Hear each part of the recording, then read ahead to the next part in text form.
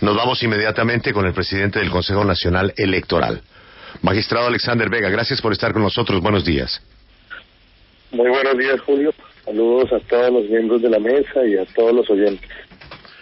El señor presidente de la República ya dijo ayer que él podía formular la pregunta como quisiera. Se ha abierto un debate sobre lo que dijo la Corte Constitucional de la neutralidad de la pregunta, que no fuera a crear un espacio de inducción, y algunas voces han cuestionado la pregunta. Hemos preguntado si, como está la pregunta, queda de manera neutral o no. Doctor Alexander, ustedes son los que tienen la última palabra, y si es así, si ustedes tienen la última palabra, ¿cuándo conoceremos la opinión de ustedes sobre la pregunta? Julio, para darle claridad a los oyentes, no, nosotros no tenemos la última palabra frente a la pregunta. Nosotros somos autoridad administrativa reguladora sobre la elección. En ese sentido, por ser un decreto presidencial, a nosotros nos toca cumplirlo y acatarlo por ser autoridad administrativa, y será el Consejo de Estado que bajo el control jurisdiccional deba hacer si la pregunta se adecua a los parámetros de la ley y de lo que dijo la Corte Constitucional. Tengo entendido que hay una solicitud de suspensión provisional y creo que en la admisión de la demanda el Consejo de Estado determinará si la pregunta cumplió con esos parámetros. Por ahora el Consejo Electoral tiene que someterse al decreto. Igualmente, lo único, la competencia que se da es frente a la regulación de la elección en ese sentido. Presidente, ahora quiero hablarle un poco sobre la reglamentación que se dio a conocer ayer sobre este plebiscito que se llevará a cabo el próximo 2 de octubre.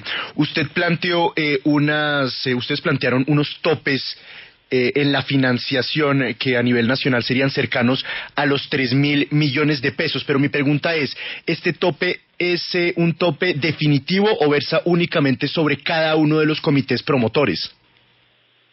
Ayer quedó claro, Lucas, para explicar muy bien la regulación y la reglamentación, esos topes se dieron fue con base en una resolución, la 076, que ya existía sobre mecanismos de participación.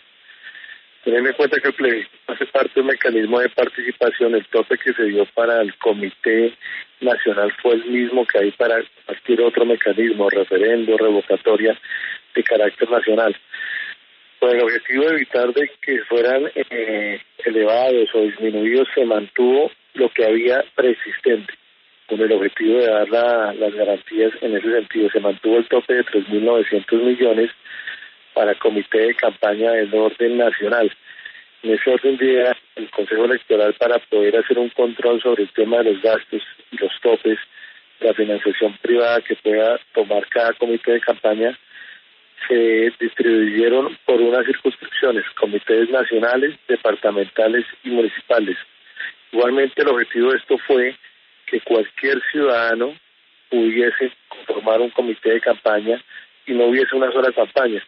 Esto fue una propuesta que también se acogió en la audiencia que hubo días anteriores a dictar la resolución. Es decir, presidente, es decir que si se conforman 10 comités nacionales, el tope será de 30.000 millones y si se conforman 100 será de 300.000 millones, es decir, ¿no hay un límite definitivo a los gastos que pueden hacer las campañas? Al momento de que el Consejo Electoral asume la propuesta de que no hubiese un solo comité de campaña a nivel nacional y en todo el país, se entiende que cada comité puede gastar ese valor de manera independiente. Eso es lo que buscó el Consejo Electoral. Bueno, yo quisiera comprender, magistrado, por qué razón ustedes toman la decisión de autorizar que sí se utilicen los logos de los partidos políticos en la publicidad del plebiscito, cuando lo que se había dicho desde la Corte Constitucional era que los partidos no se podían promocionar en esta campaña. ¿Ahí ustedes por qué le llevan la contraria a la Corte? No fue ningún tema de contrariedad, ni mucho menos. La regulación se basa bajo los lineamientos de la Corte. Lo que sucedió fue que en el comunicado que sacó la Corte previamente a dictar el fallo de la sentencia, lo mencionó dentro de que los logos no podían hacerse en la publicidad con el fin de personalizar. En la sentencia quedó claro que lo que buscó la Corte fue que la publicidad o propaganda que se utilizara para hacer la campaña por la opción del sí próximo no se podían personalizar personas o candidatos. El Consejo Electoral entendió que el logo de los partidos saldría de esa excepción o de esa prohibición. ¿En qué sentido? En que lo que prohibió tajantemente la Corte fue que la publicidad o propaganda de las campañas por el sí, por el no, para el plebiscito, fuera utilizada para postular o promover un nombre personal de un candidato o personalizar la campaña. El Consejo Electoral asumió la propuesta, igualmente en el estudio, que los partidos no personalizarían en un nombre de un candidato, sino única y exclusivamente la colectividad. Y en ese orden de ideas, los partidos políticos son personas, colectividades e idearios. Por eso la autorización de permitir la utilización del logo en la campaña. Así fue entendido una vez se interpretó la sentencia. En el primer sentido, el comunicado dio esa confusión y en la sentencia hubo un tema de claridad frente al tema ya de los partidos como colectividad. Al final lo que queda prohibido es exclusivamente que la propaganda de la opción del sí o la opción del no sea utilizada personalizando a algún candidato, a alguna persona o individuo. Se entendió que los partidos políticos, el logo como tal representan son idearios y colectividades. Ese fue el sentido de autorizar la utilización del logo de los partidos en la publicidad de la opción del sí o la opción del no.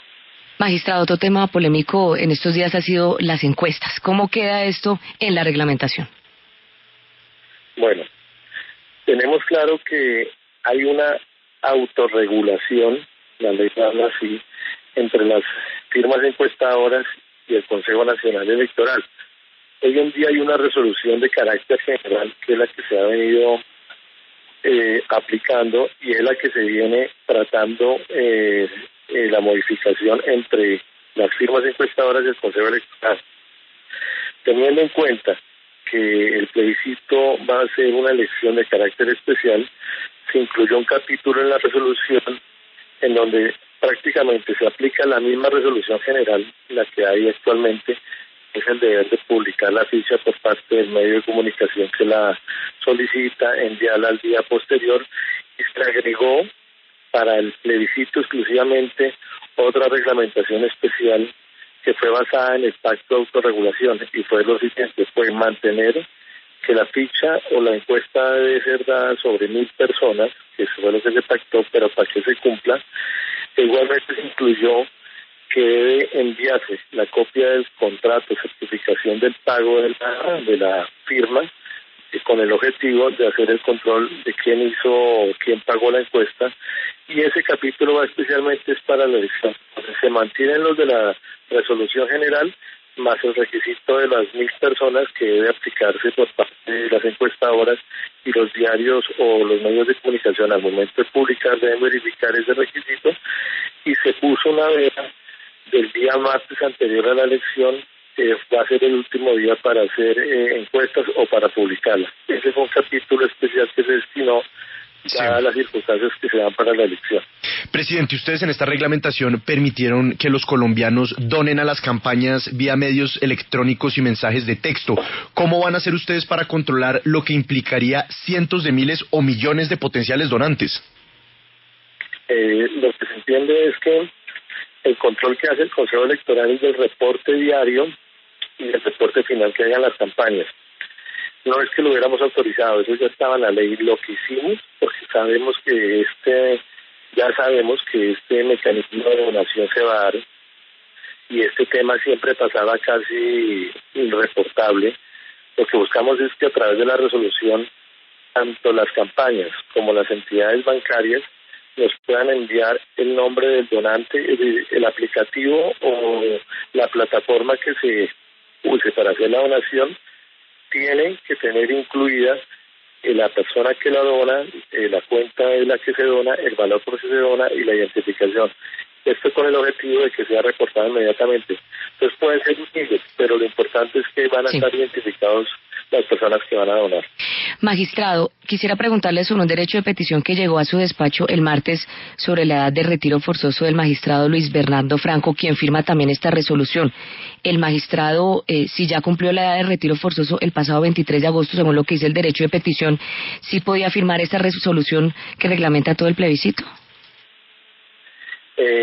Tengo entendido que llegó un derecho de petición, no lo he visto. Sé que el doctor Bernardo Franco se reintegró el día de antier.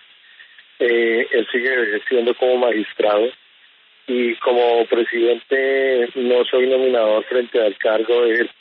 Tengo entendido que debe ser el Congreso, en este caso, el que debe disponer sobre el tema de la edad de retiro del doctor Bernardo Franco. Ese es el conocimiento que tengo. Como presidente no tengo nominador ni decisión sobre el retiro de él.